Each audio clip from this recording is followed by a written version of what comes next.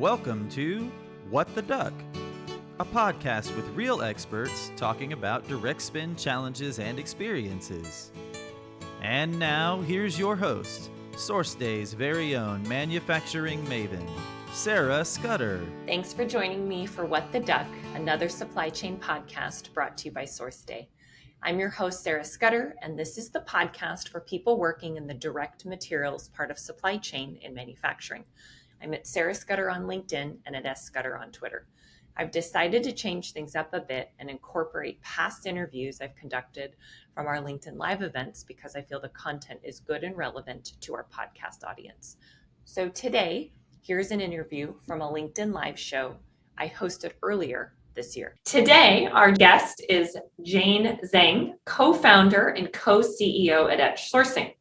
Jane and I have been friends, for several years now. I think we actually met at a SIG conference.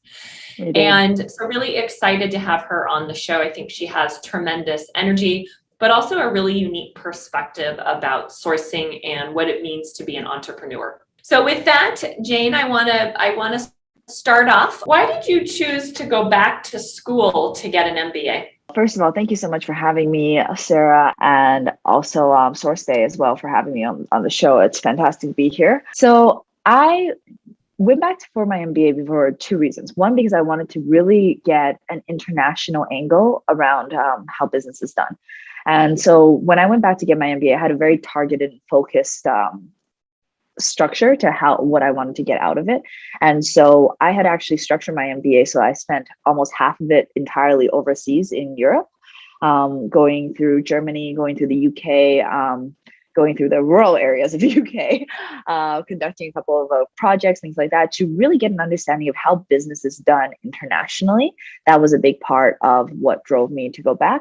And then the other thing was I wanted to get more expertise on specific topics. So I had graduated with a marketing degree, and I wanted to get a little bit more granular into some of the financial aspects. So I have a dual major or dual specialization in my MBA. One side is in finance, so very much more on the heavy meat and potato side of business. And then the other side was one of my biggest passions and something that, you and I share, and I know we both talk about. And actually we had a session with ISM New Jersey last week about this, sustainability. So I actually have a focus on global energy management and sustainability as part of my MBA. And that was part of connecting the whole idea of connecting sustainability with how businesses operate and how businesses run today. So that's been a really, really big focus for me as well.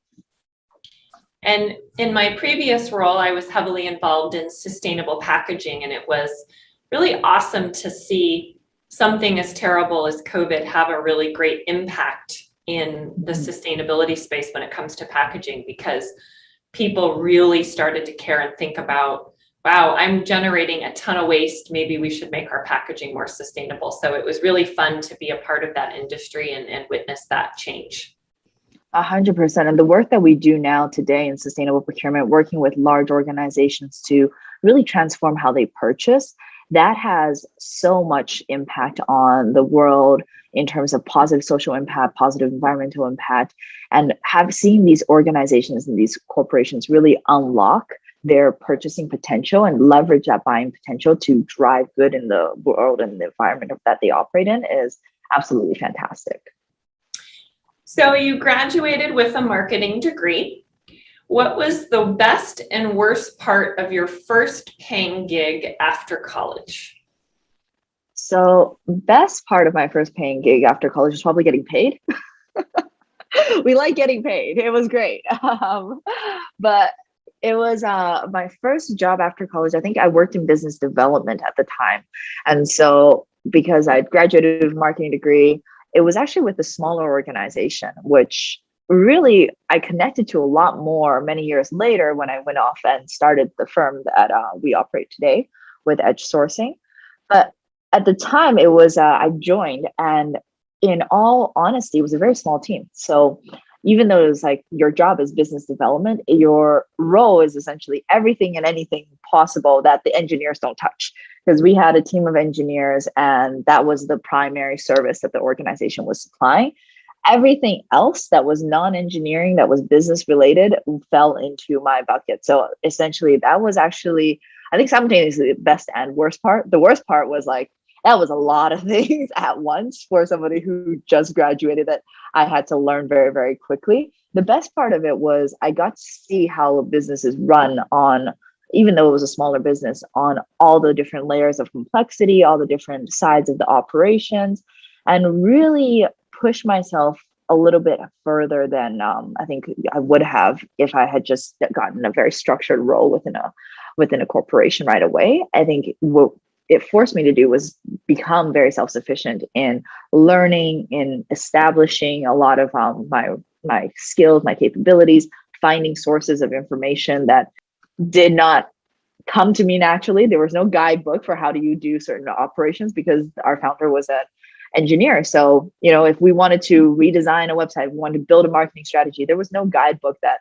was really supplied to me, no formal training in that aspect. So a lot of time spent looking for information, looking for ways to develop my skills and looking for channels and becoming very self-sufficient in that aspect. So Jane, why did you leave your first gig? Well, I think I'd hit a plateau in terms of where I could grow, and it was a smaller organization. And I think with the founder of that organization, he was very happy to keep it in that very small space. And, for him, it was, as long as I'm making my paycheck that I want to take home, I'm happy. I've got my team of 3 or 4 engineers, and I'm not looking to really extend, not really looking to grow. And it was an amazing first role to really grow as my skill sets. But once you get to a certain point, and it was after about a year and a half that I was in that role, I kind of gone through the full gauntlet, and we'd explored a lot of these things. And an opportunity had opened up within a large corporation that was focused around business architecture. And so really designing the connections between how bigger teams would operate with each other. And that just really fascinated me because I was going from an environment where there was basically 3 or 4 individuals in a very close office. So communication was never an issue. Alignment was never an issue, to now we're jumping roles and we're going into an environment where it's a big corporation and there is a whole team that is being built dedicated towards getting engineering and business to talk to each other, which was a very interesting concept. And I love that part of, understanding the whys behind where the gaps were occurring and then building the right blocks so that we could actually close those gaps. And that was what kind of pulled me away from that first gig. And then tell us your getting into, or as I like to say, falling into procurement story.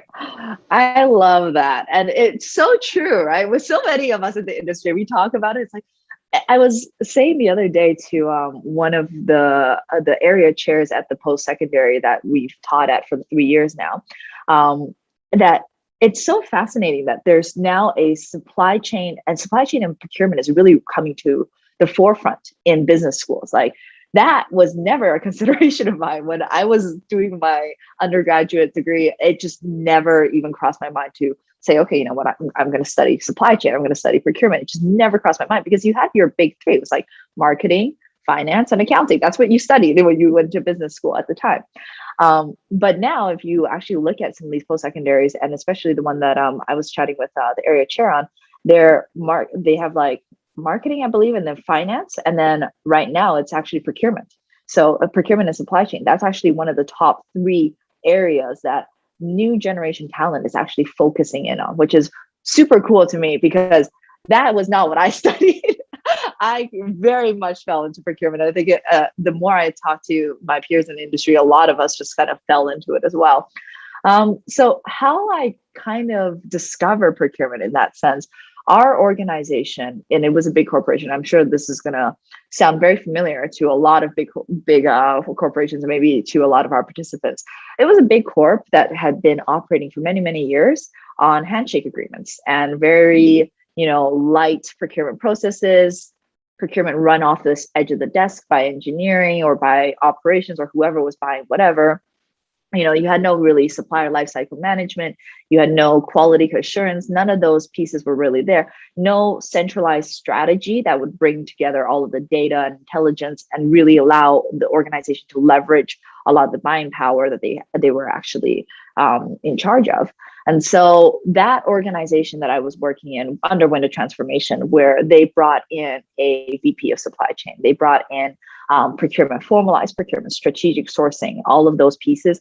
They started to go through that transformation. What that resulted in is one day I was sitting at my desk and one of my engineers comes over and he goes, "Jane, there's a bunch of guys in suits and they want to stop my new product development process because they want to run an RFP. But I already did an RFP and I know exactly who I'm going with. So can you go talk to them?" I was like, okay, sure. I'm happy to have that conversation. And it was a very interesting thing because we sat as our business function at the time in business architecture to design the pieces of the process to get something to market, to get a new product out to market and out the door. And I sat down with, grabbed one of the procurement guys and was like, okay, come on, let's map this out. What do you guys do? Talk me through it. What is this 3 bids and a buy process that you're trying to force the engineers to go through? Because in the engineer's mind, it's like, I went to the trade show, I did the technical comparison, I did the evaluation, and then I did a very brief commercial evaluation. I did the evaluation, but why do we need to go through this procurement process again? What is this procurement process? And so they had drawn on a board and very, very wide whiteboard the entire end-to-end procurement process, which made a lot of sense to me. And I was like, okay, well, I know exactly where this is going to fit in our current, new product development model.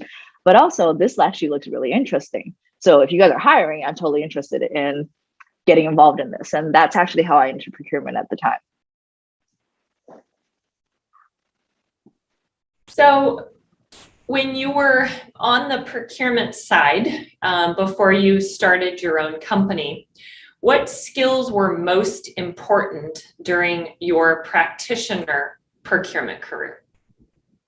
That's what I love about procurement, actually. I think it's why I started an organization in procurement. And I had somebody tell me this the other day when we were out for a drink. It's like, I've never met anybody who is as passionate about procurement as you are. And he's like, and it has that connotation where it seems like it's a tactical role within an organization, but it doesn't have to be.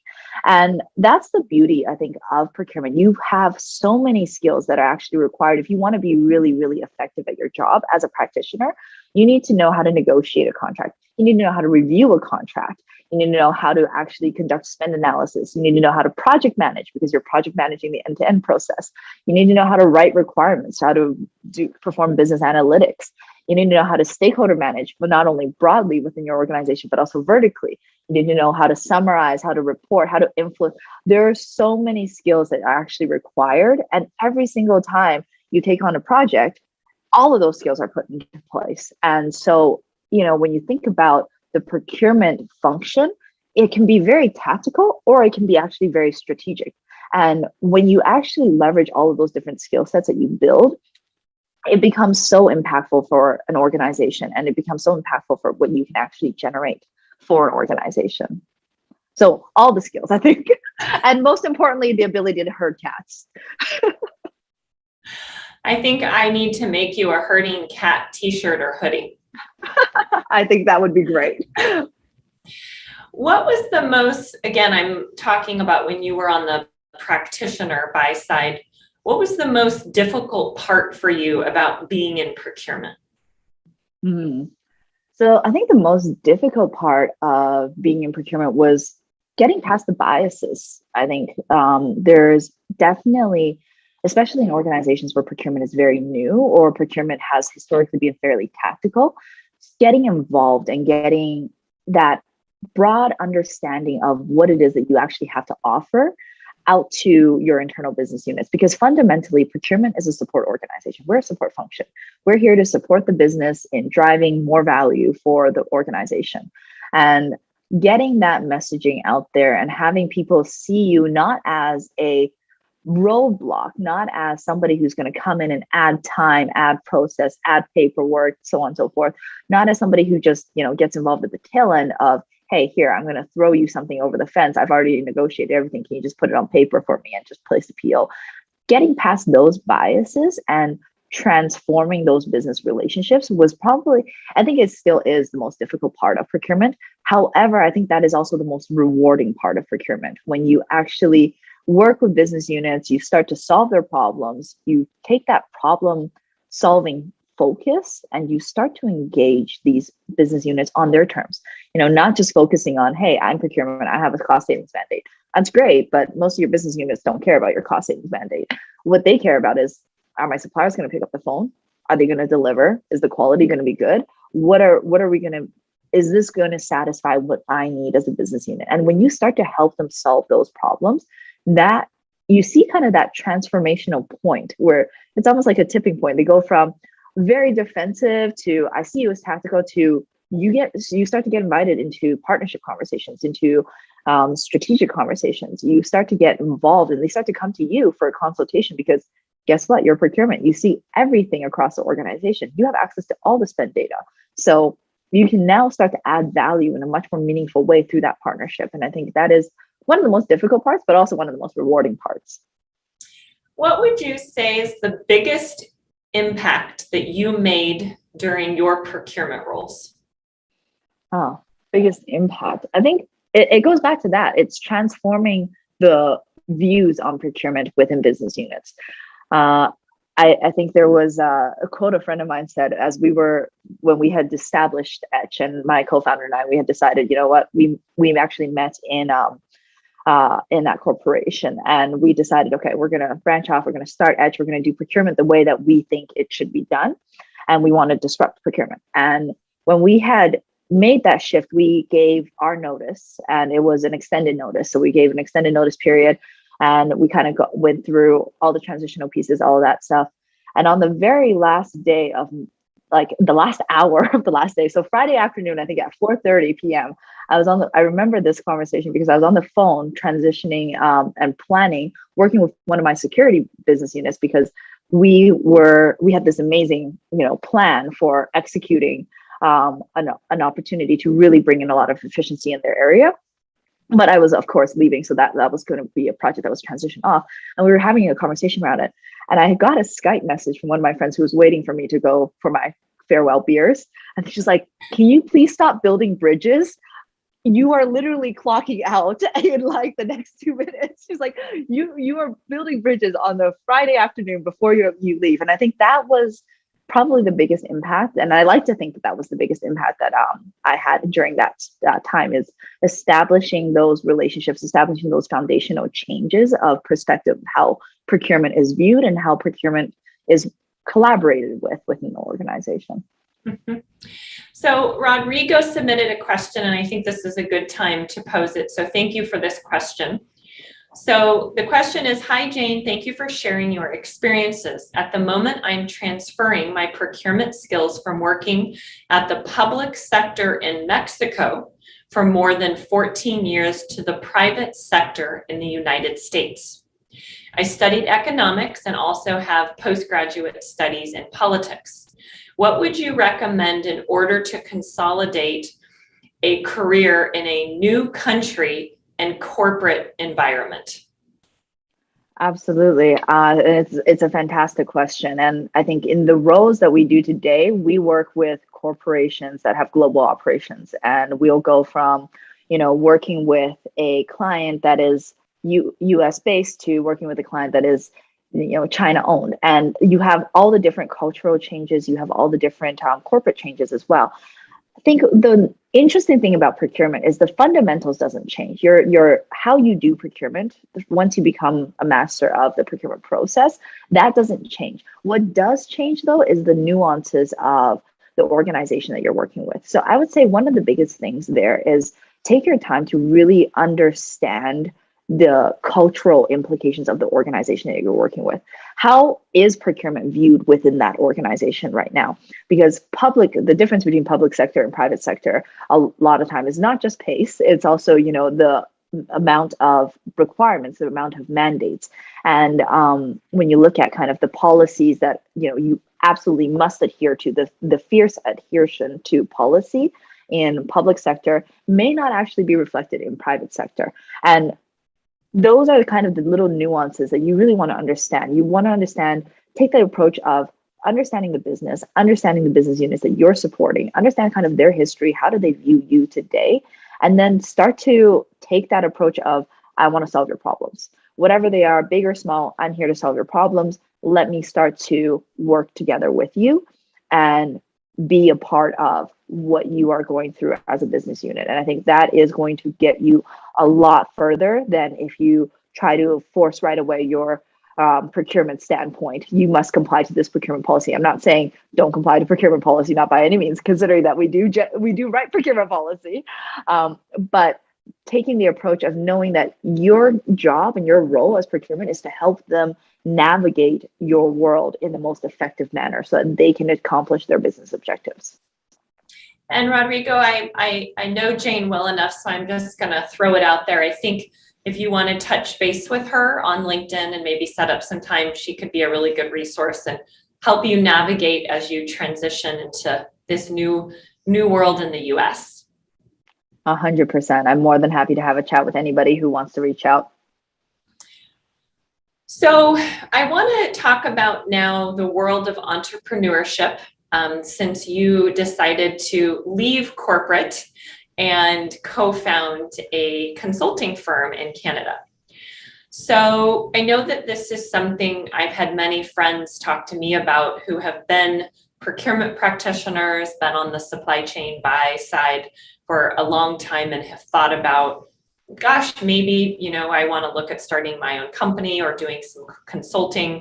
And there's a lot of uncertainty. And I think it can be very scary to people to leave a very, what I would call more structured environment into something that's completely unknown and can be very scary and challenging. So let's start off by having you talk about the best part of having your own business. The best part of having my own business, well, I don't have to get approved vacation. Nobody approves my vacation. But on the flip side, I keep saying nobody approves my vacation, but nobody gives me vacation either because I work for myself. So you have that desire. If you have that desire to push forward, I find that a lot of times you actually end up spending more time than you would and working a lot harder than you would in a corporation. Even if you are a high performer in a corporation, that's kind of just how it kind of evolves. But the difference is that, because you love what you do and creating the environment where, our people can love what they do. And I think that's the best part about it. I get to work with some absolutely phenomenal people. My teams, my clients that we work with are just absolutely amazing. And creating the environment that kind of enables our team members to be able to grow, to be able to enjoy what they do and really fully expand, and watching their journeys unfold is super, super rewarding. So now I'm going to flip side it, and I've worked in startups my entire career, so I know that it is not all pretty. What is the worst part of having your own business? Worst part of having my own business? Well, I think initially to start, it's definitely challenging. You have to be prepared for the fact that you're going to lose a lot of those nice, cushy safety cushions from a corporate standpoint. You lose a lot of those comfortable perks, I'll call them.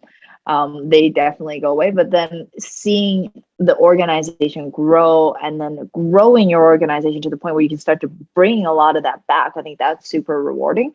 But definitely the worst, I wouldn't even call it the worst part, but the most challenging part is the start. It's definitely the start. It's the first, 2-3 months where you're sitting there, you're like, oh my goodness, all right, like day 2 after we quit and started the company, we're sitting there at a cafe, and I remember looking at my business partner, we're like, okay, so now what? And building that unknown is super exciting, but also knowing that at that point in time, we have no fixed income at all whatsoever. And it's up to you to bring all of that in. It's up to you to grow that. And as you continue to grow the organization and people join, it's amazing to see how fast and how far you can go with, people who really want to share in that journey with you. And I think that's pretty fantastic. So talk to us a little bit about this company that you co-founded. So what does Edge Sourcing do? Yeah, that's fantastic. Edge Sourcing, we are a boutique consulting firm. We're based out of Canada and we have a regional office in Montreal and our headquarters is in Calgary. And what we specialize in is all things procurement, category management, and strategic sourcing. And there's really three core focuses for us. One is around managed procurement services. That is essentially the deployment of our teams within organizations, client organizations, to really take on the work of doing the procurement, running their procurement, helping them manage that spend, getting their arms around the spend, compliance, risk, whatever challenges that they're having within their organization. Our teams come in and we actually act as an extension of our clients' procurement teams. We don't really see us as ourselves ever in any of our streams of business as outside consultants. We really want to come in and be part of an organization's team and part of an organization's growth and sharing that journey with them. So that's one aspect of it. The other aspect that we really drive very, very strongly towards is sustainable procurement. And really that is the function of embedding sustainability into your procurement function, whether it's, again, us performing and running the RFPs on behalf of our clients, or whether it's helping our clients modify their existing procedures, processes, tools, build the right training, and really deploy that within their organizations, across their organization, to really lead to some tangible results. And then the third part is really around technology adoption. So we never get involved from the technology implementation perspective. I'm terrible with code. I cannot code to save my life. But what we really specialize in is, because we are industry professionals, we do come from industry and we do day in and day out procurement. We understand when a technology is deployed, how to most effectively integrate it into our day to day. And so that's what we help organizations with that are going through technology transformations as well. What has surprised you this most in supply chain or procurement? How much I would love it. I think it's definitely how much I would love it. I did not go into procurement thinking that this was going to be a forever role. And I did not go into procurement thinking I was going to start a business in procurement. Before I started with procurement, I think I've always kind of gone through these cycles within my professional career where I would get very good at something, then I move into something else, go into another skill set. But what surprised me the most about procurement was how varied it is, and how at the same time you can build your core skill sets to become very, very strong in it. Your challenges are still going to change. Your contracts change, your fires change. We've dealt with everything from very tactical contracts to million-dollar, multi-million-dollar audits to trying to resolve highly confidential and negotiate non-existent tangibles into a massive contract. So these challenges change constantly. The tools and the skills that you're applying are constantly maturing, but the challenges that you're faced with are ever changing. And I think that was definitely a very pleasant surprise for me. I want to talk a little bit about supplier management. I know this is something that has become really a focal point with all the supply chain disruption this year. What do you think are some basic tips that procurement professionals should know or that they can work on to help better manage and foster relationships with suppliers? Absolutely. I think open communication is definitely one thing that I actually stand by. And I do encourage all of our teams, even when they engage with our clients and our client suppliers, to have that open communication. Because you might be at the negotiation table with that supplier, but when you turn away and you go back into your organization, they go into their organization, they are your voice within that organization. And the more that you can better equip that individual to have those conversations, to represent you within that organization, the better. And especially as we're kind of moving into, and we're already in this wave of sustainable procurement, don't try to be an expert in terms of your supplier's business. You're not going to be. They do this day in, day out. That is their core operation. So instead of trying to master and become, for lack of a better example, the print master and the print expert in this area, why don't you ask them? Ask them what they're seeing. Ask these suppliers, what are you seeing? What trends are you looking at? Look, we have these targets. How are you going to help us get there? And have that open dialogue with your suppliers. I think that is super, super important when you look at supplier management. And the other thing is, don't treat it as an afterthought. Like when you look at your procurement process, and a lot of times we get very busy and we go start to end. It's, we initiate and then we get to contract and then we hand it off to someone to operationalize and then we go into the next cycle and so on and so forth. But that supplier relationship and really taking the ownership of that supplier relationship, helping to facilitate those conversations along with your business unit to grow that relationship is super important, and should be continued as part of the function and as part of the life cycle. Yeah, and one of the things that I think is really interesting is the pivot from the I to we conversation. And I think that's an important cultural shift as companies are starting to embrace collaboration and working more closely with suppliers. And I think it's really important to drive supplier innovation, because if you don't, your competitors will. And they're going to be getting the cool new innovations from the supplier community, and you are not. And that can really, really hurt and ruin a company. Awesome. Well, Jane, I want to thank you so much for coming on our show today. Love your energy, love your passion. And I think it's a really unique niche that you are in Canada and really focused on that market as well. So if anyone, has a global team and is needing procurement and sourcing support in Canada, I think it's a really great option. Thanks for tuning in today. If you missed anything, you can check out the show notes. You can find us by typing in What the Duck, another supply chain podcast in Google. To have optimal search results, make sure to add another supply chain podcast. This brings us to the end of another episode of What the Duck, another supply chain podcast. I'm your host, Sarah Scudder, and we'll be back next week.